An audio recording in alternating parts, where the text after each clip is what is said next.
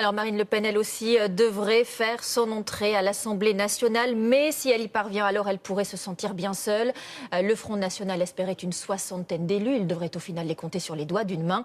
Ce matin, la présidente du Front national était déjà sur le terrain, sur les marchés à Hénin-Beaumont. Thierry Curté avec notre bureau de Lille. Malgré une avance confortable, Marine Le Pen a repris sa campagne dès ce matin.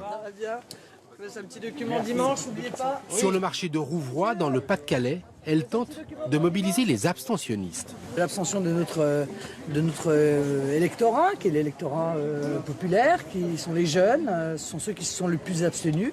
On a vu les conséquences de cela, donc il faut mobiliser dans le cadre de ce second tour, c'est extrêmement important. Car elle se souvient de 2012 où, nettement en tête au premier tour, elle avait perdu de quelques voix au second.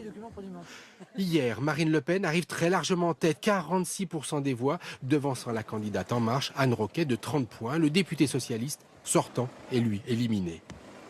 Son adversaire s'y retrouvait sur le même marché ce matin. Elle travaille à combler son déficit de notoriété sans complexe. Bonjour mesdames, je suis déjà passée, j'avais pas autant de monde autour de moi. Voilà, je suis Anne Roquet, la candidate de La République En Marche. 30 points de retard ne lui font pas peur. Elle compte, elle aussi, mobiliser ses abstentionnistes. Si on fait tous les calculs, ça peut être compliqué. Après, il faut prendre en compte, gérer tous ces gens qui ne sont pas venus voter, lassés ou occupés par d'autres choses avec ce beau temps. Donc, j'irai à nous les décider à venir voter la semaine prochaine.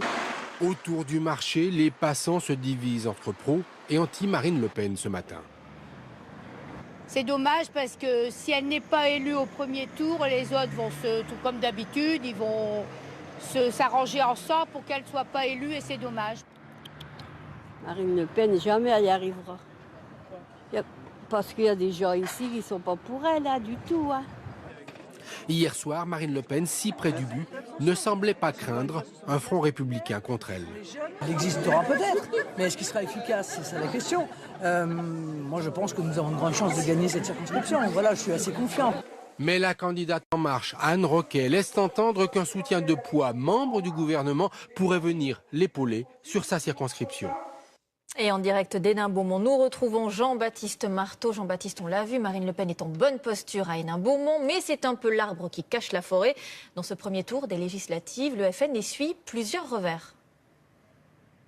Oui, certes, Marine Le Pen devrait logiquement être élue ici dimanche prochain, mais c'est vrai que, derrière, il n'y a pas beaucoup de quoi se réjouir. 110 candidats FN sont tout de même au second tour dimanche prochain, mais ils sont quasiment tous en position de ballottage défavorable. On va prendre deux exemples. Florian Philippot à Forbach, il est certes arrivé en tête avec un peu moins de 24%, mais c'est un score beaucoup trop faible pour espérer l'emporter dimanche prochain. Idem pour le seul député FN sortant à se représenter, Gilbert Collard dans le Gard. Il a devanché d'un cheveu la candidate de La République En Marche et on voit mal comment sa réélection pourrait être assurée dimanche prochain avec ce score. En fait, Marine Le Pen nous le disait ce matin, c'est vraiment les catégories populaires qui se sont le plus abstenues hier et il a qu'à regarder ce chiffre qui aide effectivement à comprendre cette désertion. Entre le premier tour de la présidentielle et le premier tour des législatives, le Front national a perdu près de 5 millions d'électeurs.